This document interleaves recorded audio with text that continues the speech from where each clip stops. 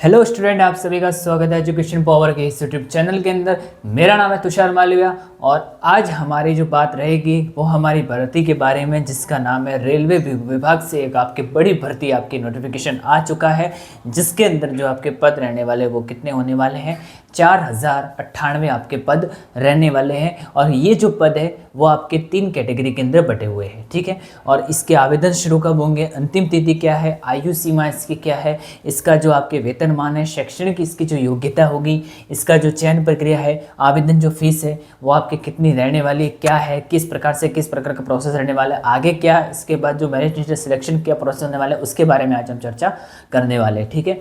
और ये जो भर्ती है, ये भर्ती आपकी निकली है आपके रेलवे विभाग से। कौन से विभाग से निकली है? रेलवे विभाग से। ध्यान रखना है, ये आपकी भर्ती निकली है, ठीक है। बात करूँ तो ध्यान रखना है, सबसे पहले बात करूँ तो ध्यान रखना है कि इसी रेलवे विभाग से ध्यान रखना है कि जो आपके पद है वो पद कितने हैं, तो आपके 4098 जो है वो आपके पद रहने वाले हैं। और ये जो पद है, ये पद आपके 3 कैटेगरी के अंदर आपके रहने वाले हैं। पहली जो कैटेगरी वो है जूनियर इंजीनियर, ठीक है। दूसरी है डिपो मटेरियल सुपरिटेंडेंट यानी कि डीएमएस के अंदर ध्यान रखना आपके पद है। और chemical and metallurgical assistant CMA के अंदर ध्यान रखना ये आपके पद रहने वाले हैं, जिसके अंदर जूनियर इंजीनियर के अंदर आपके 3749 जो है आपके पद रहने वाले हैं। और मैं बात करूँ तो डिपो मटेरियल सुपरिटेंडेंट डीएमएस के अंदर ध्यान रखना 314 है। और सीएमए के अंदर कितने हैं आपके 35 जो पद है ये आपके होने वाले हैं, ठीक है। तो ध्यान रखना है। और ये कुल मिलाकर ध्यान रखना कितने हैं, तो 4098 जो पद है ये आपके यहाँ पर होने वाले हैं। बात करूँ तो ध्यान रखना है, इसका जो आवेदन है वो शुरू है वो आपके 14 अगस्त से आपके शुरू हो जाएंगे आवेदन, ठीक है। और इसकी जो अंतिम तिथि है वो आपकी है 13 सितंबर, ठीक है। तो इसकी अंतिम तिथि 13 सितंबर यानी कि 12 सितंबर से पहले आप जो फॉर्म फिल कर देना, ठीक है। आयु सीमा क्या होने वाली है, देखो इसकी न्यून आयु जो है 18 वर्ष है, यानी कि 18 वर्ष से कम जो है ये फॉर्म नहीं भर सकते, 18 वर्ष से अधिक है तो ये फॉर्म फिल कर सकते हैं। और अधिकतम आयु 33 वर्ष, यानी कि 33 वर्ष से अधिक ये फॉर्म फिल नहीं कर सकते, ठीक है। तो ध्यान रखना है। ओबीसी में ध्यान रखना है, इसकी जो आयु बढ़ाकर वो 3 वर्ष कर दी गई है। और एससी और एसटी के अंदर ध्यान रखना है, इसकी जो आयु है वो लगभग आपके 5 वर्ष जो है आपके यहाँ पर होने वाली है। आयु की गणना की मैं बात करूं तो ध्यान रखना है 1 जनवरी 2027 को आपकी जो आयु है वो आपकी गिनती ऊपर यहाँ पर होगी, जिसके अंदर आप फॉर्म जो है फिल कर सकते हो। यानी कि 1 जनवरी 2027 तक आपकी उम्र जो है 18 वर्ष से अधिक होनी चाहिए, 18 वर्ष होनी चाहिए, तभी आप जो फॉर्म जो वो फिल कर सकते हो, ठीक है। ध्यान रखना। वेतनमान क्या होने वाला है इसका, तो इसका वेतनमान होने वाला है 35,400 रुपये की शुरुआती इनकम जो है, यानी कि इसकी शुरुआती जो मूल वेतन है वो आपके मिलेगा, यानी कि 35,400 रुपये आपको जो है शुरुआती, यानी कि शुरुआती जो आपकी सैलरी है वो आपको मिलेगी। फिर आपके धीरे धीरे आपके जो प्रमोशन होगा तो आपकी ये सैलरी जो आपके बढ़ेगी, ठीक है। शैक्षणिक योग्यता क्या होने वाली है, तो इसके अंदर ध्यान रखना है शैक्षणिक योग्यता 2 होने वाली है, ठीक है। एक तो जेई और डीएमएस पद, यानी कि जो डीएमएस पद है इसके लिए ध्यान रखना है आपके civil, mechanical, electrical, electronics, IT या अन्य इंजीनियर शाखा डिप्लोमा या आपकी डिग्री होनी चाहिए।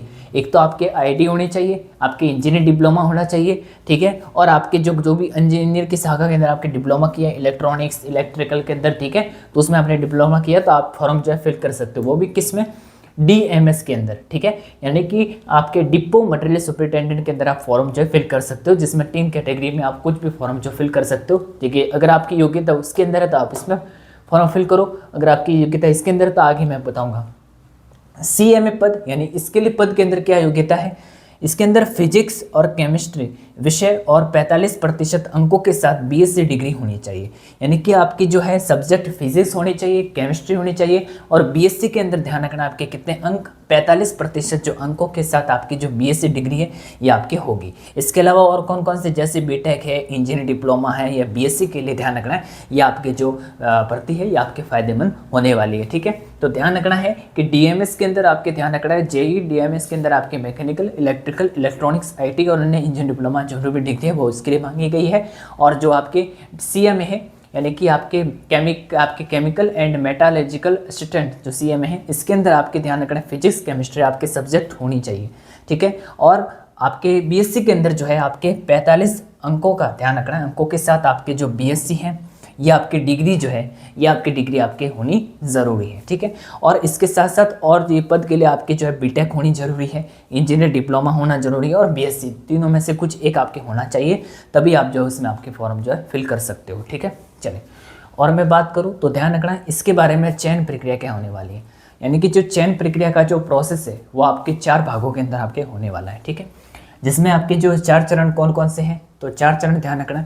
जिसमें पहला चरण क्या है, पहला चरण ध्यान रखना है कंप्यूटर आधारित परीक्षा फर्स्ट होगी, ये क्वालिफाइड टेस्ट है, यानी कि आपके क्या होगा कि कंप्यूटर आधारित जो आपके परीक्षा होगी, ठीक है, जो भी एग्जाम है वो आपके ली जाएगी कंप्यूटर आधारित फर्स्ट परीक्षा, और ये आपके क्वालिफाइंग लिस्ट होगी, यानी क्वालिफाइंग आपके तय होगा कि आप जो एग्जाम आगे है वो आपके दूसरे चरण के अंदर जो एग्जाम है वो आप दे सकते हो, तो उसके अंदर आपके टेस्ट लिया जाएगा पहले एग्जाम के अंदर, ठीक है। हाँ, दूसरे चरण के अंदर क्या होगा, वही कंप्यूटर आधारित परीक्षा सेकेंड होगी, पहली परीक्षा तो टेस्ट के लिए होगी और जो दूसरी परीक्षा होगी वो कंप्यूटर आधारित परीक्षा सेकंड होगी, और अगर आप इसमें पास हो जाते हो, ठीक है, तो आपको दूसरी परीक्षा में बैठने को मिलेगा। इसके आधार पर मुख्य मेरिट लिस्ट बनेगी। अब जब दूसरी एग्जाम होगी इसके आधार पर आपके जो है मुख्य आपके मेरिट लिस्ट निकलेगी, ठीक है, और इस मेरिट लिस्ट के निकलने के बाद आपके तृतीय चरण के अंदर क्या होगा, दस्तावेज सत्यापन होगा, यानी कि आपके क्या होगा, दस्तावेज जो है आपके इकट्ठे किए जाएंगे, और चतुर्थ चरण के अंदर ध्यान रखना मेडिकल एग्जाम टेस्ट होगा, क्या होगा, आपके मेडिकल जो टेस्ट है वो भी आपके लिया जाएगा, ठीक है। तो 4 चरणों के अंदर है।